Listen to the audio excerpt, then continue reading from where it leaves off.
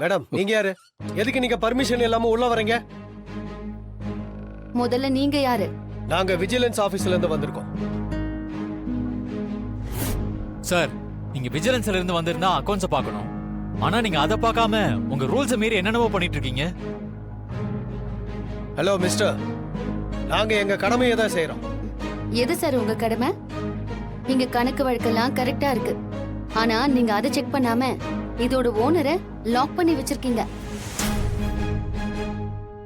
அவரு உங்களுக்கு ஒத்துழைப்பு கொடுக்கலனா நீங்க அவர் மேல ஆக்ஷன் எடுக்கலாம். ஆனா அவரு உங்களுக்கு ஒத்துழைப்பு கொடுத்தும் நீங்க அவரை வேணும்னே லாக் பண்ணி வச்சிருக்கீங்க. நாங்க இன்டென்ஷனா எதுவும் பண்ணல. நான் ஐஜிக்கு ஃபோன் பண்ணி பேசிட்டேன். அவர் இன்னும் கொஞ்ச நேரத்துல இங்க வந்துருவாரு. நீங்க உங்க விளக்கத்தை அவர்கிட்ட சொல்லுங்க.